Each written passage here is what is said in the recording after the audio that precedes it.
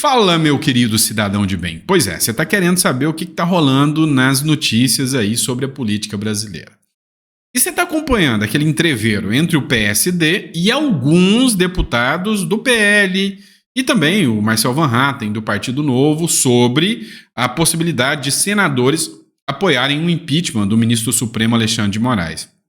E olha só, um senador, do PSD, do Kassab, se manifestou sobre o impeachment do ministro Alexandre de Moraes. A publicação foi do Gustavo Gaia, hoje. Outro ponto que a gente vai falar é uma triste notícia sobre a Carla Zambelli, né? Infelizmente, a Carla Zambelli teve complicações e está internada, e a gente vai falar um pouquinho sobre essa situação com vocês. Outro ponto que nós vamos discutir é impeachment do Lula. Pois é, cada vez mais a imprensa está fazendo críticas pesadas ao Lula. Talvez a ida do Lula na ONU foi uma pá de cal da vergonha que o Brasil se tornou perante o mundo, né? Então, assim, você quase não viu matéria nenhuma enaltecendo o Lula. Pelo contrário, o Lula foi ignorado, né, nos discursos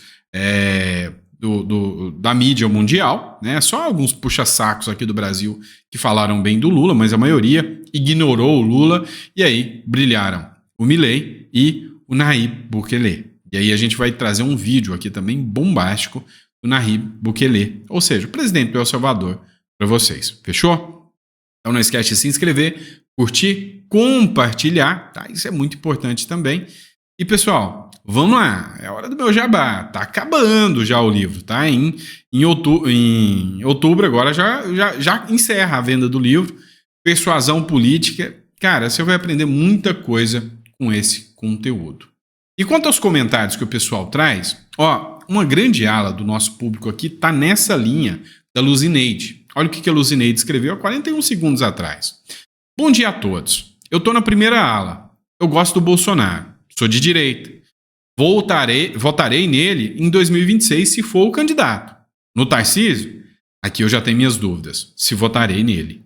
Prefiro o Salles ou o Eduardo. Mas, se morasse em São Paulo, votaria no Pablo Marçal. O que eu vejo hoje é que uma grande ala daquele espectro bolsonarista apoia o Pablo Marçal.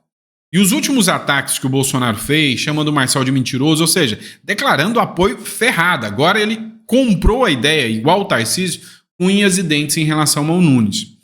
Me preocupa em relação ao futuro, né, da cidade de São Paulo, que é uma cidade muito importante. Então, assim, eu tenho uma visão parecida com a da Luzineide, tá? Eu também gosto do Bolsonaro de certa forma, tá? Se você comparar eles com os demais presidentes, indiscutivelmente. Mas hoje tem figuras que vão surgir no espectro político, como o Tarcísio, por exemplo, que surgiram como um grande nome, né, possível para ser o substituto do Bolsonaro. Mas estão jogando o nome na lama por causa do Ricardo Nunes e apostando na memória curta do brasileiro. Não, vamos estar com o Kassab, vamos estar com o Ricardo Nunes, vamos estar com o Centrão, vamos fazer esse jogo duplo entre STF e Bolsonaro. Lá no final, em 2026, todo mundo já esqueceu e aposta também ao Tarcísio querer ser reeleito como governador. E aí é que eu te falo. E se surge um Pablo Marçal falando, cara, eu vou ser candidato agora a governador de São Paulo. Não, presidente, o Bolsonaro vai ser, não vou concorrer com o Bolsonaro, mas vou ser o candidato a governador. Cara, Tarcísio está colocando a sua credibilidade em xeque para defender o Ricardo Nunes, tá bom? E aí é onde eu entro naquele ponto com vocês. O Gustavo Gaia, ele fez uma publicação. O PSD é uma vergonha, ou seja, mais um senador declarou contra, né, o impeachment do Alexandre de Moraes, que é a bandeira aqui que grande parte da direita defende. Por causa de abusos, por causa de excessos, há uma grande ala da direita que defende o impeachment, né, o impedimento do ministro Supremo Alexandre de Moraes. Ele escreveu o seguinte, vergonha. O Irajá, que é do PSD, do Tocantins, se posicionou contra o impeachment do Alexandre de Moraes. PSD não, 55 não. Essa publicação é do Gustavo Gaia, que escreveu o seguinte, triste para a democracia do Brasil. O senador Irajá, do Tocantins, já declarou, né, totalmente apoio ou seja, contrário ao impeachment. O que eu vejo aqui? Por que quem vai mais sofrer nessa história é o PSD? É porque o PSD é um partido totalmente centrão. Só que é um centrão que pousa de direita. Então é um centrão que tem alguns votos ali do sistema, daquele padrinho, apadrinhado, né? Então tem um monte de vereador, um monte de prefeito que você gosta dele, chega e fala, olha, vota nesse senador aqui pra mim, esse senador é bom, e o cara não tá nem aí com política, não, vou votar nele. Então esse é o centrão, né? O cara que não tem partidário, não é nada partidário político. Tá pouco se importando se você é de direita ou de esquerda, mas chega alguém e pede, não, vota nesse cara aqui, ó, esse cara aqui vai fazer isso aqui pra você. Ah, tem um negocinho aqui, vamos, vota nele. Então é aquela turma do centro, nem direita e nem esquerda. A esquerda radical não costuma votar no PSD. A radical não, eles perdem. O problema é que o PSD ganha votos da direita. O próprio Nicolas Ferreira tá com um candidato de Curitiba, que é do PSD, e tá fazendo campanha para eles. E aí as pessoas vão votar no PSD pela campanha que o Bolsonaro, pela campanha que os demais fazem. Não, eu sou de direita, gente. Vai lá e posta uma fotinha com o Bolsonaro e ganha o voto. O problema é que agora, com o senador falando, não, eu sou contra o impeachment, vai acontecer o seguinte, isso aqui vai ser utilizado como arma por outros candidatos de direita contra esses senadores. Então, essa manifestação do senador aqui vai rodar o mundo, vai rodar o Brasil na época das eleições. Então, se ele pretende ser senador de novo, você vai ver que isso aqui vai pesar e vai pesar muito, beleza? Vamos falar agora do Bolsonaro e do Nayib Bukele, né? Ou Nayib Bukele, tanto faz, né? O que acontece? Lá em El Salvador, nós tínhamos um sistema ainda pior do que o do Brasil. Um sistema ainda mais corrupto do que o do Brasil. E aí, eu estou fazendo um estudo aprofundado, porque tem os tentáculos do Lula e do PT lá em El Salvador do passado. Do país corrupto, do país narcotraficante, do país que era tomado pelas gangues e era o país mais corrupto da América, era o país mais violento das Américas. E o Nayib Bukele entrou tendo uma Suprema Corte totalmente aparelhada e vendida. O Nayib Bukele entrou com um monte de político sem vergonha, mas entrou com o povo do lado dele. E ele conseguiu capitanear esse apoio do povo para fazer o que era preciso. Hoje é considerado o país menos corrupto da América, o mais seguro da América, e está tendo inversões e investimentos pesados de gente do próprio Elon Musk, aliados do Elon Musk, e gente que está apostando que o país vai se tornar um boom econômico. Há quem diga que, se continuar nessa linha, será um dos países mais prósperos, né? Vai superar ali o Panamá, vai ser um dos países mais prósperos a nível per capita aqui das Américas, né? Da América Central. Na verdade, da América Central. E aí muitas pessoas usam o discurso de você queria que o Bolsonaro fizesse o quê? Ah, mas ele entrou, tinha um STF, você queria que o Bolsonaro fizesse o quê? Eu acho interessante vocês observarem o que o Nayib Bukele falou, que é 1 minuto e 10 de vídeo, você vai entender. Ele, com Carl Tucker, né? Carl Tucker, é isso aí.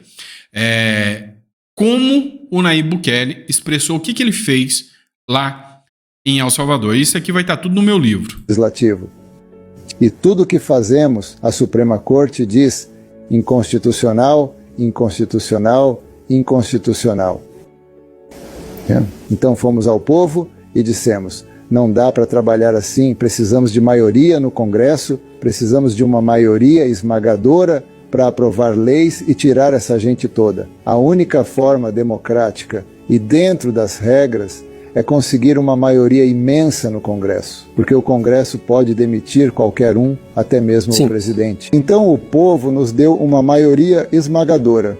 Foi difícil. Em 2021, nas eleições para o Congresso, obtivemos uma supermaioria que diziam ser impossível pelo design do sistema. Mas conseguimos, e até mais que isso. Com essa supermaioria, a Constituição permite que o Congresso demita os juízes da Suprema Corte. Então, nosso partido demitiu os juízes da Suprema Corte ao obter a maioria. Demitiram o procurador-geral, mas precisa-se de 2/3 do Congresso para demitir um procurador-geral. Então, conseguimos 75% do Congresso. Você segue as regras o tempo todo? Nunca desrespeitamos nenhuma regra. Ou seja, esse cara hoje é chamado de ditador pela esquerda. Só que o cara salvou o país. Vocês têm noção do que é isso? Então, o que seria, né, hoje o único papel do povo brasileiro? Eleger uma maioria esmagadora. E aqui você pode não gostar do que eu vou te dizer. Quem fala muito é o Renato 38. Quando o Bolsonaro se elegeu, quando ele teve a vitória, o povo entregou para ele uma maioria no Congresso e uma popularidade imensa. Só que ele demorou demais. Desculpa aí, eu sei que você pode não gostar, mas foi o Bolsonaro que articulou, escolheu o Rodrigo Maia, o Davi Alcolumbre, e a maioria dos deputados estavam assustados com o antipetismo e com a força da direita que varreu o Brasil. A primeira coisa que o Nayib Bukele fez ao ter a maioria do seu lado foi o impeachment, né, de ministro da Suprema Corte, do Procurador-Geral da República. Foi a primeira coisa que ele fez. Então, eu acredito que hoje, olhando para o futuro, se um candidato entrar com a grande maioria, ele precisa mudar aspectos da Constituição. E aí eu vou recorrer ao PT. Olha que insano. Tem um projeto de uma candidata do PT, Benedita Bezerra, se eu não me engano, né? Benedita da Silva. A Benedita da Silva, ela propôs um projeto que já foi aprovado no Senado, que fala que os ministros da Suprema Corte serão escolhidos por votação, que eles terão mandatos fixos. Então, qual é o papel para resolver isso? Deixa o povo escolher o Supremo e tira esse poder do presidente. Então, qual seria o papel? Entraram, investiguem-se os ministros do STF, isso em El Salvador. Investigou os ministros do STF, acharam escândalos de corrupção, eles foram empichados com a maioria do Congresso e aí começou-se um ciclo de escolha dos ministros por eleição. É isso que aconteceu. Tá errado ou tá certo? Eu acho que o Bukele tá certo. Afinal, os resultados falam por si só. E por falar em impeachment, hein? Se a gente for falar em impeachment, a gente lembra da Dilma Rousseff. E a Dilma Rousseff, ela foi empichada porque ela cometeu, vamos dizer assim, algumas falhas grotescas. Uma delas foi a pedalada fiscal. E o Lula já tem pedalada fiscal, o Lula já tem situações suficientes que podem dar o impeachment do Lula. É óbvio, é claro, é inegável. Mas você precisa entender as regras do jogo. E quais são as regras do jogo? As regras do jogo é que o processo de impeachment não tem nada a ver com lei, nada a ver com direito. Ele é político. É isso. É um processo político e tem regras de direito ali na sua aplicação. Mas o crime pode estar lá, mas os políticos podem optar em não fazer o processo de impeachment. É o que hoje muita gente fala que o Pacheco prevarica porque ele não põe o impeachment dos ministros do Supremo Tribunal Federal. Acontece que é uma prerrogativa do Pacheco, a Constituição deixou. Da mesma forma que é uma prerrogativa do Lira colocar ou não um processo de impeachment do Lula. E é o recordista de pedidos. É o Lira que pode ou não. A Constituição deixou. Só que já tem o suficiente. Gazeta do Povo. Dribles fiscais de Lula se assemelham a erros que levaram ao impeachment de Dilma Rousseff. Cara, eu falei para vocês há pouco tempo de uma pedalada fiscal dentro do INSS, 18 bilhões, se eu não me engano. É muita grana. Então, assim, já tem tudo que a Dilma fez. Só falta o Lira vestir a camisa do Cunha logo. Só que não vai acontecer. O Lira vai cair antes disso e vai perder todo o seu poder, né? Reclamou do Bolsonaro, mas demorou a agir igual o Bolsonaro. Vai acabar ficando na mesma, né? O presidente Luiz Inácio Lula da Silva tem adotado cada vez mais práticas ousadas e criativas, para não falar pior, né? Para contornar o impacto dos seus crescentes gastos sobre as contas públicas. A estratégia que se assemelha ao que resultou no impeachment da Dilma Rousseff.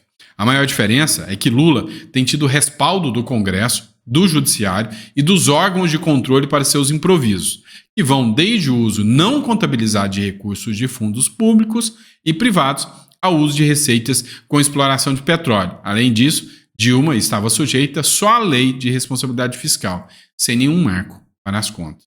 Ou seja, hoje, todo o sustentáculo do governo Lula é o Supremo Tribunal Federal, é o Congresso Nacional, através do Lira. Tá? E o Lira tem articulação suficiente hoje para articular um impeachment do Alexandre de Moraes. Não faz porque não quer. Tá? Não faz porque não quer. Vamos falar da Zambelli? É o seguinte, hoje a Carla Zambelli teria uma audiência junto ao Supremo Tribunal Federal sobre o caso do hacker. Você lembra do caso do hacker lá? Então, a Carla Zambelli hoje, ela não compareceu. Zambelli não participou da audiência do STF e é internada em hospital. A deputada Carla Zambelli pediu dispensa de audiência de instrução realizada pelo gabinete do ministro Alexandre de Moraes após sentir um mal-estar na quinta-feira. A parlamentar acompanharia os depoimentos no caso em que ela e o hacker Walter Delgatti são investigados por suposta invasão do sistema eletrônico no Conselho Nacional de Justiça. Eles também são suspeitos de falsidade ideológica. Aqui a chance da Carla Zambelli ser condenada é muito grande. Muito grande. Talvez, até por isso, ela já tinha feito um exame falando que ela estava com arritmia cardíaca. Talvez por isso, né, ela tem aí, né, esse mal súbito que ela teve que levá-la, né, à internação. Por meio de nota, a deputada informou que não estará presente, pois nos últimos dias fez testes de Looper a fim de diagnosticar uma arritmia. E na última madrugada teve um mal-estar, ela foi internada na rede intensiva coronária do Hospital do Coração em São Paulo, sem qualquer previsão de alta. A esquerda está tripudiando em cima disso, falando que a Carla Zambelli tá fugindo, tá com medo, tá tirando onda, né? Tá tirando onda porque ela vai ser perseguida e tal, porque ela vai ser pega, TikTok, toque, né? Tudo isso que eles ficam falando aí. Mas assim, a grande realidade é que hoje, se pode não gostar do que eu vou falar, mas o ministro do Supremo Alexandre de Moraes, ele causa pavor em qualquer que está dentro do Congresso Nacional. Qualquer que está no Congresso Nacional. Essa semana eu tenho um amigo deputado, né, federal. Vou contar quem é não, tá? Não vou colocá-lo nessa situação. Então eu conversei com ele, tá? Falei, cara, e aí? Ele falou assim, eu assinei o pedido da CPI da Lava Toga, eu assinei o pedido lá do impeachment, né? Eu vi que é importante, todo mundo tem que ser investigado, se não tem culpa, a justiça que prove.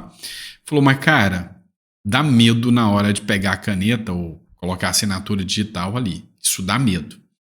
Cara, entre nós, numa democracia, não é normal não. Beleza. Vamos lá, próxima matéria. Enfim, vamos falar da Globo? Se tem uma coisa que a Globo odeia, chama-se Bolsonaro.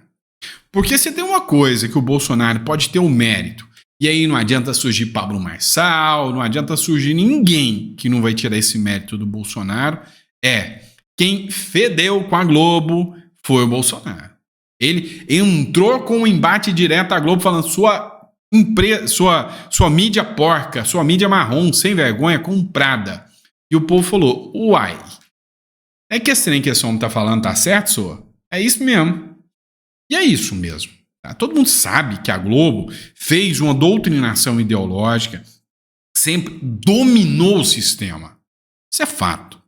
Só que agora a Globo tá mal das pernas. Pois teve a pior audiência de todo o tempo. Né? E aí, até hoje, a Globo tá vendo que fazer o L não dá certo. O Estadão, velhaco que só, falou assim, gente, vamos começar a bater no Lula? Porque o povo tá com raiva do Lula. Vamos começar a bater no Lula. E pimba. E vira e mexe, eu tô vendo gente citando matéria do Estadão aí nas redes sociais. Ou seja, para citar tem que ver. Tem que ganhar público. E o Estadão entendeu, não. Pula fora do barco lulista, que é melhor pra gente na iniciativa privada. Aconteceu o seguinte. Ouça só, né, uma discussãozinha aqui, acho que da Sônia Abrão, foi publicada pelo Bruno Zambelli. Globo faz reunião de emergência após ter a pior audiência em todos os programas. Deixa a sua risada, vai. O Grupo Globo se reuniu com a presidência da TV Globo e entenderam que não é um problema de um segmento, de uma área específica. Eles identificaram que a grade inteira de programação da Rede Globo está atravessando sua pior fase, dando aquele efeito dominó, da manhã até a noite. Ontem perderam do SBT, empataram com a Record, essas coisas não aconteciam. Não, né? acontecia, Sônia. E aí, o maior sinal que acendeu também por essa vontade de mudança na direção geral é que agora, além do entretenimento, além das novelas, que já estava alarmante, pegou o jornalismo. O jornalismo está vivendo sua pior fase dentro da Rede Globo. A gente já vem falando há muito tempo da questão do fantástico, mas agora isso pegou para outras áreas. Por Até exemplo, no Jornal Nacional? Sônia, o Jornal Nacional tem amargado já índices que são computados como os piores índices dos últimos anos. Ontem, o Jornal Hoje, com o César Tralli, ficou empatado com o Balanço Geral, com o Botino. Eles tinham conseguido afastar, por sinal, né? Já voltou agora. Mas por que eu digo que é a grade toda? O próprio Rock in Rio, na cobertura com o Mion, teve a pior audiência da madrugada dos últimos tempos da O Globo. Jornal da Globo da Renata. Ou seja, Sifu, né? E eu não tenho dó, não. Vamos ser sinceros. Agora vocês começaram a entender por que eles odeiam tanto a gente aqui das redes sociais. Porque quando você pega um cara que nem eu, quem que eu sou? Eu sou um bosta, eu sou um ninguém, eu sou um nada, né? Eu sou um qualquer. Se você for olhar, né, dentro do espectro nacional, quem é o William Bonner? É um cara de anos, né, conhecido em todos, qualquer cidadão brasileiro que você chegar e falar, ô, William Bonner, não sei quem é. Aí você chega num cidadão e quem que é o Sandro? Não sei, nunca vi falar nesse trem.